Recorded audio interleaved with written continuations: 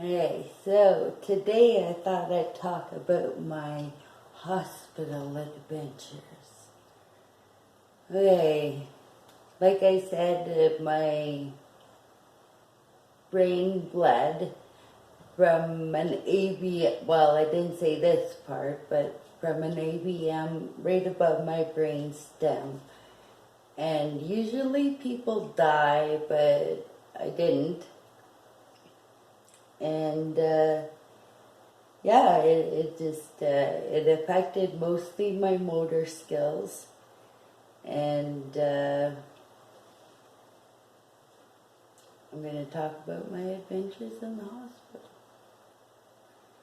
hospital. I used to have people shower me. I went to one lady for rehab, and she was like showing me how to eat and swallow, and I'm thinking, yeah, I might drown on my spit here, so it's kind of not super helpful, but helpful. I know the mechanics of it.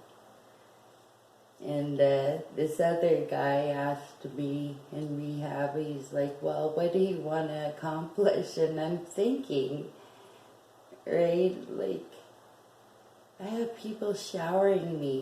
What the fuck do you think, buddy? I want to shower, eat, talk, stuff like that. But he was Australian, so I was kind of being a prick when I said it. I was like, oh, cook shrimp on the Barbie. And actually, I cooked chicken on the barbecue. And I thought of him and I just started laughing because really at the time, I think he was like, no fucking way are you going near fire. Yeah, my mom said I was in a coma for 5 days, and that the doctors, when they did, they put coils in my brain to stop the bleeding, and they said that the doctor told my mom they lost me, or they almost lost me. So I died and came back.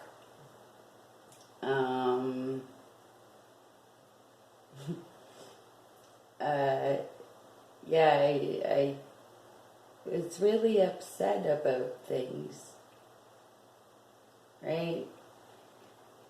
And it's, super. Imagine being very independent and then having to be so dependent. Like having an adult mind in a baby body. Except even you have trouble swallowing, right? But,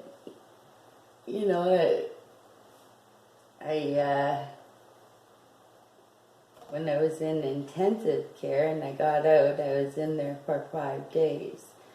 So I didn't eat anything for 5 days, right? And it seemed to me like the nurses were just worried about me taking a shit. And it's like, I haven't ate any food for 5 days. It's not like, they weren't worried about the brain thing. They're just worried about that. And because of the disorganization with the hospital and everybody, they gave me 8 poo medications in one day. And I was like, they're trying to fucking kill me, right? And I'm like, no offense, but I just thought, due to the disorganization and kind of the blind following and the having the dumps, that they were going to kill me with their stupidity. But you know, that could have been paranoia too from the brain bleed. But the nurses asked me, well, what was one of your favorite days? And I said, oh, that's easy. The day the lion licked my neck and I kissed a bear one time. And they went outside and they told my mom that there's something wrong with your daughter, and I'm really glad. Actually, thank God my mom was there, because she said, that sounds like my daughter, because I have pictures to prove it, right? Just because they were expecting, oh, you know, the birth of my son, it was so magical or whatever. And no, I love my son to bits, but it fucking hurt, right? And there are other circumstances that could have been better. Anyways, so I ended up ripping out my IV and getting my mom to take me downstairs and take me home. I was there for like about a month and a half. I was in the hospital, and I was like, shit, it's gonna be a long time till I get better, so I want to go home, right? So I checked myself out, or signed myself out, before they killed me, or, you know, due to shit organization. And some people, they didn't like their jobs, and I didn't need some crazy fucking bitch nurse to be like, oh, you'll be better off if I, you know, put this in your IV, go to sleep now. You know, some of those people seemed not, some were really good. Some were really, really, really good. But anyways, yeah, so I came home and I lived with a guy I met at 21. And my son was 2. And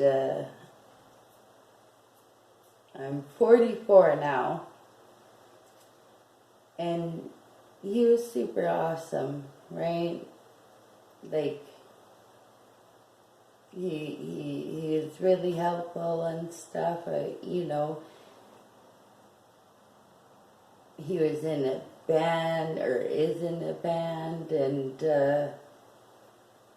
I realized, you know, this is quite the lifestyle change, but he really was an awesome person. And just when I thought, hey man, he really loves me, and he really wants me to be his wife, because I always thought I wasn't good enough to be his wife. And then he told me he wasn't happy. So, I mean, you can't really force someone to love you, but that's okay, right? I mean, there's midget porn, there's, shoot, I'm too small for some people, and things change, relationships change. I don't know, it became more like a brother-sister thing, I guess. But, so I moved to my mom's, and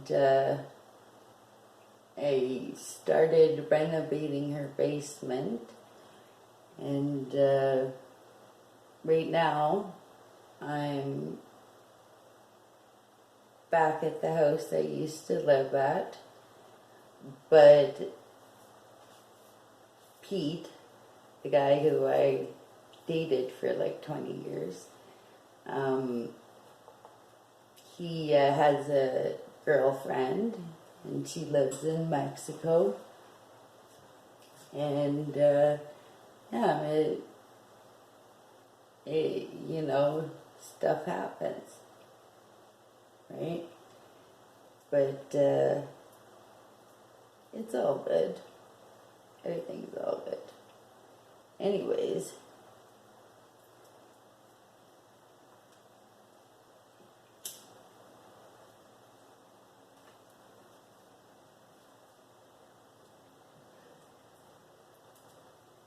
yeah, I met this pretty funny girl at my mom's house. She was all right, like as a friend. But she's really funny because, you know, I haven't been laid or made love or been fucked for like 4 years. And she's like, oh, that guy that walks past, he's really, oh, you better watch him, right? And I've heard about you in circles or whatever. And I'm like, okay, first of all, that weird little man ain't to have a chance with me. I'm not that desperate. Like, the smell of desperation sucks on anybody. And it was funny because it's like she's all in a panic because it's been like 4 months for her. And I'm laughing. I'm like, yeah, I'm obviously very good at it because I blew my own mind. I don't. Yeah, I'm good. But anyways, I should wrap up here for now.